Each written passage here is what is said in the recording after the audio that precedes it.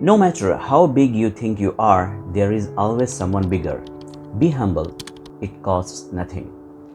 ये बात कोई मायने नहीं रखती कि आप खुद को कितना बड़ा समझते हैं, कोई ना कोई हमेशा आपसे बड़ा ही होगा, लिहाजा एज्ज इख्तियार करें जिसमें कोई लागत नहीं आती। ये मेरे कलिमात नहीं हैं, मरहूम दिलीप कुमार साहब के हैं।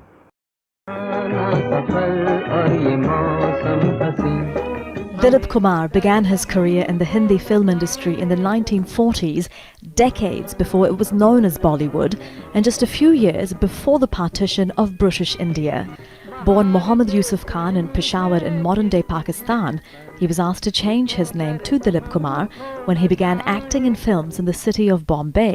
मेरे लिए ये सौभाग्य क्या कम है। दिलीप कुमार की शख्सियत अगर सिर्फ फिल्मी दुनिया की ही होती तो उसे नज़रअंदाज किया जा सकता था, और मैंने किया भी ऐसे ही।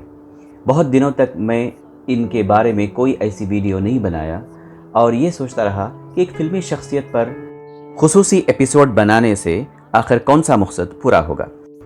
अस्सलाम वालेकुम दोस्तों, मैं यासिर सिद्दीकी आपके साथ बंदा हाजिर है। आज के ख़ास एपिसोड में हम यूसुफ खान दिलीप कुमार के बारे में कुछ बातें आपसे शेयर करना चाहेंगे। His 1960 historical biopic, Mughal-e-Azam, where he played Mughal Emperor Jahangir, is the highest-grossing Indian film of all time. Dilip Kumar एक ऐसी शख्सियत थी जिसने पूरी उम्र न सिर्फ तक़सीम हिंद की तपिश झेली, बल्कि तक़सीम हिंद से लेकर अपनी मौत तक फ़िरक़ा परस्ती की आंच पर ख़ुद को कुंदन बना लिया। दिलीप कुमार साहब सिर्फ फिल्मी दुनिया नहीं, भारत के मुसलमानों की हैसियत की भी अक्कासी करते थे, जिससे जब भी कोई फ़िरक़ा परस्त का दिल चाहता वतन परस्ती का सबूत दरियाफ्त करने लग जाता था। दिलीप कुमार एक दौर का नाम था जिसने तक़सीम से पहले का हिंदुस्तान, फिर मुल्क की तक़सीम और उसके बाद के मंजरनामे का बखूबी मुशाहिदा किया। दिलीप कुमार ने एक वक्त कहा था, मेरा ये पैगाम अपने क़ारीन तक पहुंचा दीजिए कि जब तक उर्दू ज़िंदा है, हिंदुस्तानी मुसलमानों की गीरत भी ज़िंदा है, उनकी सक़ाफ़त भी ज़िंदा है और उनका तारीख़ी किरदार भी।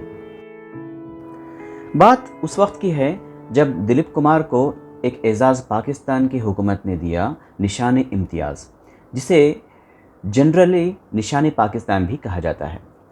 उस पर एक बड़ा हंगामा हो गया। मुंबई में शिवसेना की तरफ से मुतालबा किया जा रहा था कि दिलीप कुमार ये एज़ाज़ वापस कर दें। दिलीप कुमार इसी सिलसिले में दिल्ली में वज़ीर आज़म अटल बिहारी वाजपेयी से मिलने आए थे। दिल्ली के जिस होटल में वो ठहरे हुए थे, वहाँ और भी लैंग्वेजेस के प्रेस रिपोर्टर्स मौजूद थे।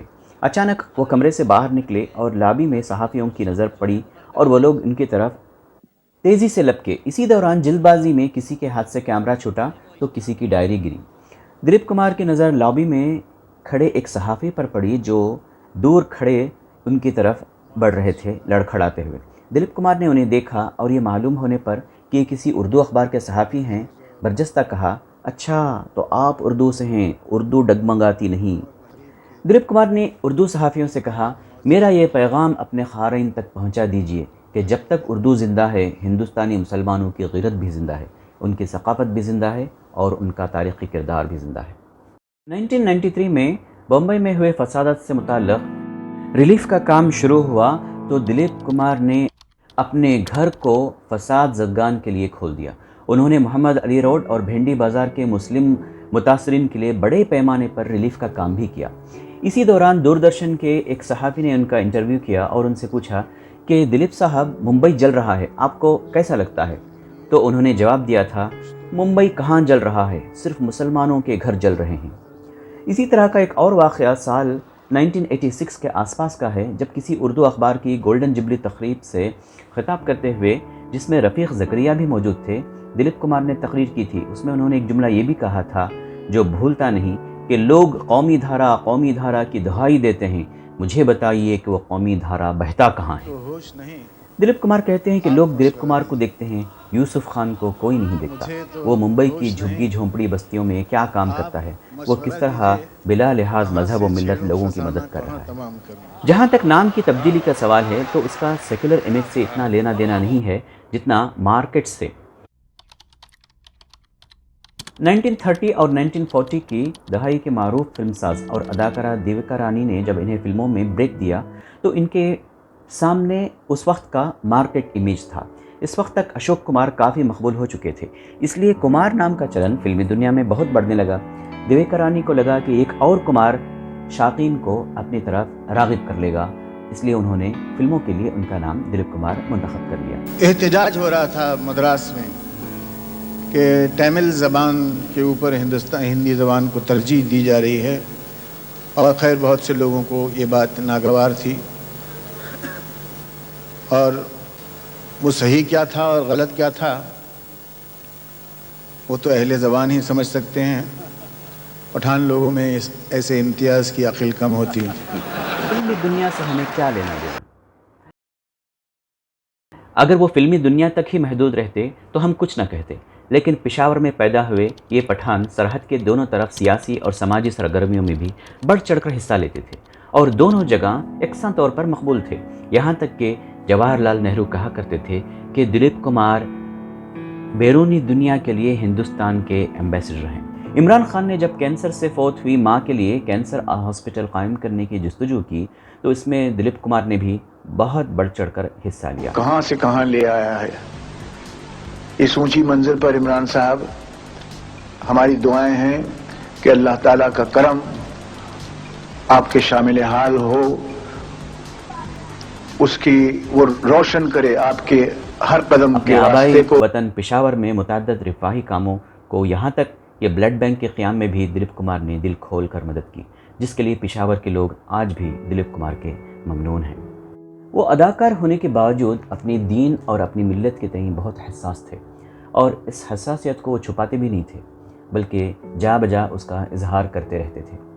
انہوں نے آج کے بظاہر مسلم نام والے فلمی اداکاروں کی طرح کبھی بھی اپنا کیریئر چمکانے کے لیے اپنے دین و مذہب کو برا بھلا نہیں کہا، بلکہ ہمیشہ اسلام سے وابستگی اور قومی طور پر ملت اسلام سے تعلق کو عملاً وہ ثابت کرتے رہے۔ فلمی دنیا میں جانے والے اکثر اداکار دو چار چھوٹی موٹی فلمیں کر لینے کے بعد یہ ڈھنڈورا پیٹنا شروع کر دیتے ہیں کہ مذہب ضروری نہیں ہے، آدمی انسانیت سے ہے اور انسانیت سب سے بڑا دھرم ہے۔ لیکن جب یوسف خان سے مذہب کے متعلق پوچھا گیا تو انہوں نے ایسی ملحدانہ تعبیر پر کاری ضرب لگاتے ہوئے جواب دیا، مذہب آدمیت کے لیے بہت ضروری ہے، مذہب ہی آدمی کو مکمل انسان بناتا ہے۔ اور مقبول عوامی اداکار کی جانب سے مذہب کے متعلق یہ نظریاتی کلام ملحدین کے جوش و خروش پر پانی پھیر دیتا ہے۔ دلیپ کمار کو اپنی ملت سے بھی بہت پیار تھا، وہ مسلمانوں کے مسائل اور ان کی تکلیف پر تماشائی بن کر نہیں بیٹھ سکتے تھے۔ جب بابری مسجد کو شہید کیا گیا تو وہ بھی تڑپ اٹھے، انہوں نے اپنے کیریئر اور شہرت کا خیال نہیں کیا، بلکہ اس کے بعد انہوں نے مسلمانوں کو اپنے حقوق کے لیے اٹھنے کی ترغیب دلائی۔ 1992 کی بوسنیا جنگ کے دوران مظلوم بوسنیائی مسلمانوں کے مالی تعاون کے لیے سامنے آ کر ایک بہت بڑا کیمپین چلایا۔ انہوں نے جس طرح بوسنیائی مسلمانوں کی تکلیف کو محسوس کیا اور اخوت کا مظاہرہ کیا، ان کے لیے امداد پہنچائی، وہ آج کے مسلمانوں کے لیے سبق ہے۔ دلیپ کمار کو بالی ووڈ، ہالی ووڈ کی طرف سے کئی بڑی بڑی فلموں کی پیشکش بھی ہوئی۔ ہالی ووڈ کی طرف سے ایک ایسی فلم کی پیشکش ہوئی جس میں انہیں خلافت عثمانیہ کے خلاف جاسوسی کرنے والے کا کردار ادا کرنا تھا۔ His talents were noticed outside India, but he turned down the role of Sharif Ali in the 1962 blockbuster Lawrence of Arabia, which went to Egyptian actor Omar Sharif. Dilip Kumar عرف یوسف خان نے معذرت کر لی اور ہالی ووڈ کی پیشکش کو قبول نہیں کیا۔ وہ فریڈم فائٹر بھی تھے، مجاہد آزادی کے طور پر برٹش سامراج کے خلاف تقریر کرنے کی پاداش میں انہیں گرفتار بھی کیا گیا تھا۔ وہ یروڈا جیل میں قید کیے گئے تھے۔ وہ علم دوست تھے، مسلمانوں کی تعلیم و ترقی کے خواہاں تھے، انہوں نے مسلمانوں میں تعلیمی بیداری کے لیے باقاعدہ طور پر ذاتی کوششیں بھی کی ہیں۔ ہم بس یہی کہہ سکتے ہیں کہ لوگوں کو پڑھنے اور پڑھانے میں اپنی جستجو کو تیز کرنا ہوگا۔